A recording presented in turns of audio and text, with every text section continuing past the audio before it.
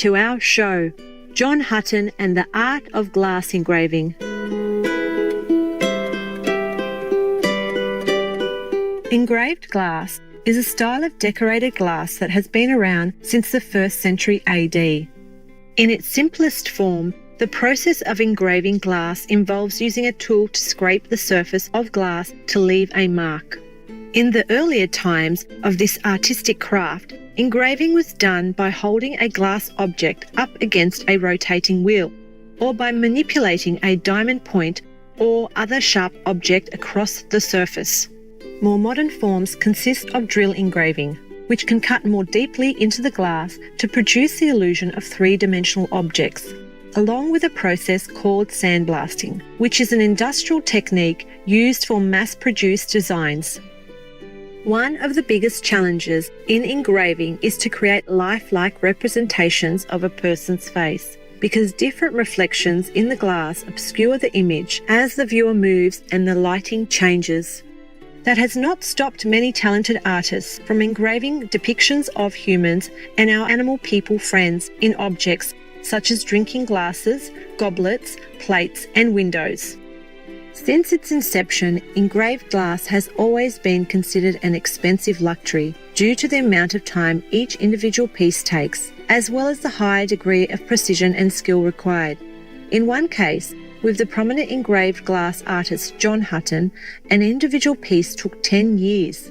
Consequently, many glass art pieces remain in private collections and are not shown in public.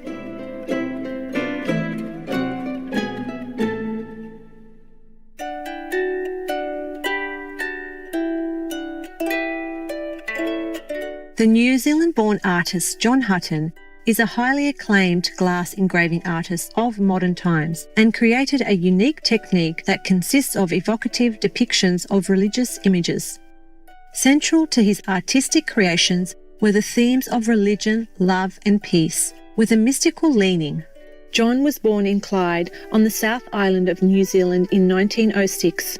After studying law at the Wanganui Collegiate School from 1920 to 1922, he decided to forgo this profession in pursuit of becoming a professional artist, even though up to this point he had no formal education in the arts. He married fellow artist Helen Nell Blair in 1934, and together they had 3 children, one of which, Warwick Hutton, assisted his father on many of his famous pieces. The following year they moved to Suffolk, England, to an artists' commune at Assington Hall. John developed an interest in mural painting while living in the commune and worked for the Paris exhibition of 1937, as well as painting murals for the Orient Line passenger ships. It was not until years later, when he returned from the army and taught mural painting at London's Goldsmiths College School of Art, that he started to find a passion for glass engraving. His first large-scale engravings were created in 1947, consisting of a series of 4 panels depicting the seasons for a restaurant area on the Cunard ship named Caronia. By 1953, he had developed a new technique for glass engraving using grinding wheels on a handheld flexible drive. In the mid-1950s, John began working on what would be known as his chef-d'oeuvre or masterpiece, entitled Screen of Saints and Angels, located on the Great West entrance of Coventry Cathedral in Coventry, England.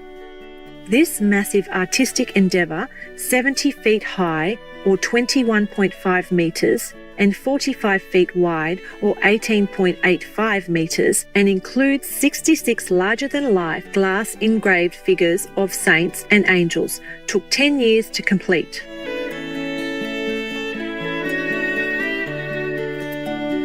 The window on which Screen of Saints and Angels is engraved was designed by Ove Arup to have as much open glass as possible for Hutton's creations. Mr. Arup was one of the leading architects and structural engineers at the time and was credited with the design and construction of the famous Sydney Opera House. The success of the Great West Screen of Coventry Cathedral led to further similar commissions, including those for Guildford Cathedral, the Shakespeare Centre in Stratford-on-Avon, the Civic Centre in Newcastle-on-Tyne and Plymouth, and the Archives Building in Ottawa, Canada.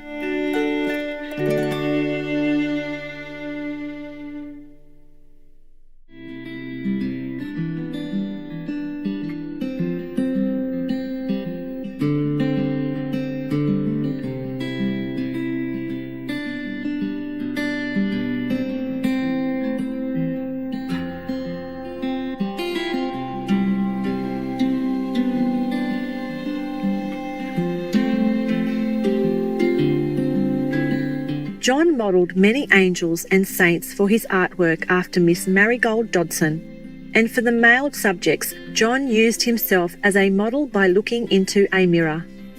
Beginning the process of his large-scale artistic creations, John initiated the work by drawing the design with white chalk on black paper, using a small scale of about 30 inches long. When he has perfected the design at that scale, he then replicated the drawing using chalk on black paper at full scale, as it would be engraved onto the window. Finally, the glass pane was placed over the chalk drawing and used as a reference during the engraving process.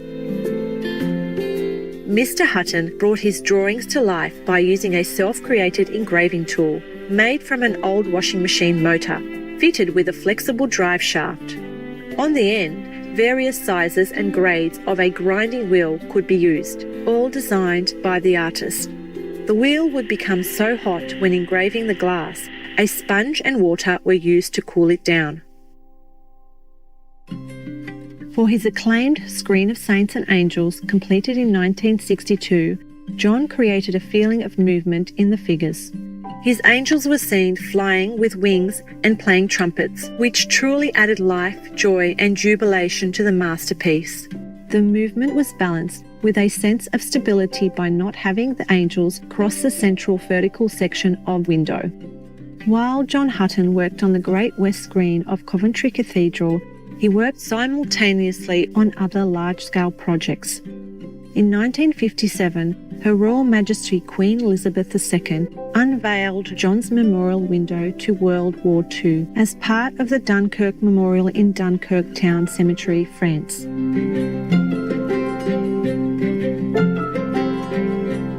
In 1960, John Hutton created 24 panels depicting scenes of the Roman world to commemorate the discovery of the ruins of the Temple of Mithras on the site of the now demolished Buckler's Berries house.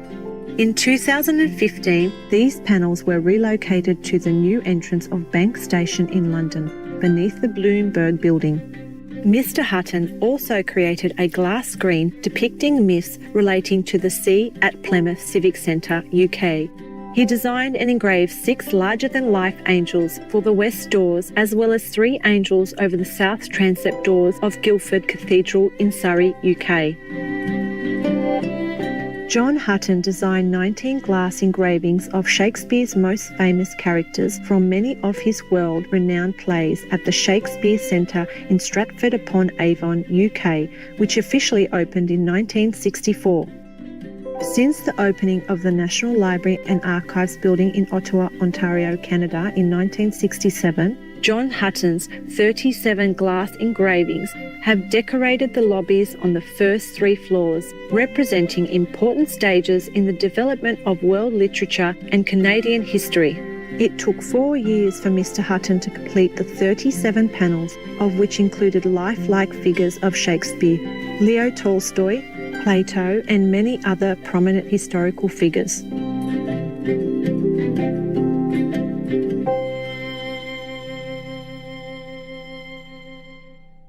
In 1975, John Hutton became the first Vice President of the newly founded British Guild of Glass Engravers, which acted as a forum to teach engraving techniques and discuss new developments around the world of the art form. Her Majesty Queen Elizabeth, the Queen Mother, who was the wife of King George VI, was one of the original honorary members and supporters of the Guild. Hutton's final large-scale project and only work produced in the USA, The Spirit of Thanksgiving, for Thanksgiving Square in Dallas, Texas, was debuted in 1975. The large engraved glass panel can be found above the entryway to the Chapel of Thanksgiving and features a largely deeply cut three-dimensional dove surrounded with circular surface effects. In choosing a dove, John wanted to use a religious image that transcended any individual religion or denomination. The dove, John says, is a symbol used throughout history to depict beauty, peace, hope, and thanksgiving. John Hutton passed away in 1978 and requested his ashes be buried underneath the screen of saints and angels at the Coventry Cathedral. During an incident in January 2020, part of the Coventry Cathedral Great West screen, the Angel of Eternal Gospel, was sadly damaged, and in its place temporarily stands a glass art piece, the Lichtung, by the young German artist Anne Peters.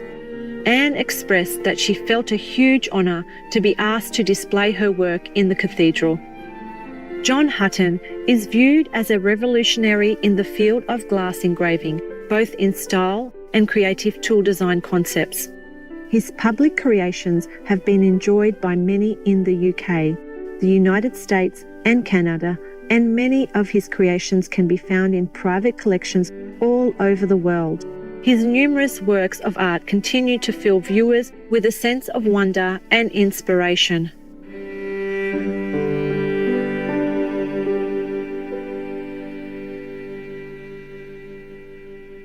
Vegan. Don't really know what medicine means.